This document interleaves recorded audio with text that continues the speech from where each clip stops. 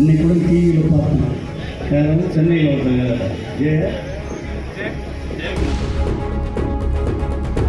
என்ன பொய் அவர்களுக்கு புழுவதற்கு நாக்கு என்ன கொஞ்சமாவது பொய் சொல்வதற்கு கூச்சம் வேண்டாம். நம்ம தமிழக முதலமைச்சர் ஒரு வழியை அழிச்சா பாருங்க சட்டமன்றத்தில். இன்னைக்கு கூட டிவியில் பார்த்தேன். யாராவது சென்னையில் ஒருத்தர் ஜெயக்குமார் பேர் அந்த ஜெயக்குமார் எப்பொழுதும் என்றும் கிடையாது என்று பேசிக் கொண்டிருந்தவர் போன மாதம் 23ஆம் தேதி தான் பத்திரிகை சந்தித்தார். அதிலிருந்து இதுவரை ஒன்றும் சந்திக்கலன்னு இன்னைக்கு டிவியில் ஓடின்னு பார்த்தேன்.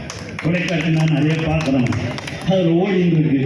ஏன் பார்க்கலன்னா அவர் என்னைக்கு அதை சொன்னாரோ அன்னைக்கு மறுநாள் இங்கே போய் இப்போ சொன்னார் பாருங்க நம்ம லெனின் அங்கே போய் அலுவலகத்தை திறக்க கூட இல்லை பார்க்க போனாராம்.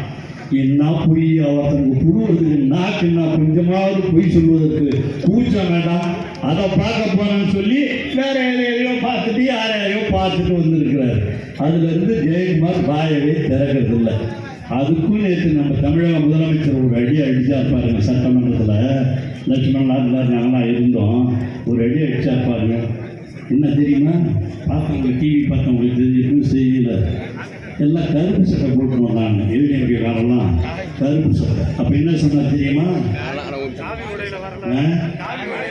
நீங்கள்லாம் பரவாயில்ல கருப்பு சட்டை நம்ம உடையில் வந்துருக்கீங்க. அதான் தீக்கா கருப்பு சட்டை உடையில் வந்துருக்கீங்க. நான் ரொம்ப மகிழ்ச்சி அடைகிறேன். நல்ல வேலை காவி சட்டை போடாமல் வந்தீங்க. இப்போ எல்லாம் காவியோட ஒட்டுவதற்கான எல்லா நடவடிக்கைகளையும் எடுத்துக்கொண்டிருப்பவர்கள் அதிமுக. அதுதான் இன்னைக்கு ஒரு வாரத்துக்கு முதல்ல ஒருத்தர் வந்துட்டு போனாரு. இன்னைக்கு ஒருத்தர் வராருன்னு 11 மணிக்கு வராருன்னு சொல்லிட்டு அங்கேருந்து டெல்லியிலேருந்து வராருன்னு சொல்லிக்கிட்டு இருக்கிறாங்க. அது யார் வந்தாலும் வரட்டும். இவங்கெல்லாம் இருந்தால் கூடாதான் நமக்கு இன்னும் ரொம்ப பெரிய ப்ளஸ் பாயிண்ட் என்பதை யாரும் மறந்து விடக்கூடாது. ஏன்னா ரெண்டும் தீங்கு போன கேஸு.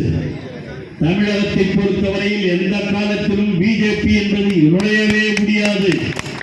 எப்படியாவது மதவெறியை தூண்டிவிட்டு இனவெறியை தூண்டிவிட்டு மொழிவெறியை தூண்டிவிட்டு எப்படியாவது இங்கே பூந்து விடலாம் என்று கனவு கண்டு கொண்டிருக்கிற பிஜேபி அதனோடு இன்று தன்னை பாதுகாத்துக் கொள்ள வேண்டும், தங்கள் மேல் வழக்கு வரக்கூடாது என்பதற்காக இன்று அவர்களோடு ஒத்துக்கொள்கின்ற வேஷம் போட்டுக் கொண்டிருக்கிற ஏடிஎம்கேவாக இருந்தாலும் யாரும் இருந்தாலும் நம்முடைய தலைவர் தளபதி அவர்களுடைய இந்த கூட்டணியை யாராலும் தமிழகத்திலே ஒன்றும் செய்ய முடியாது.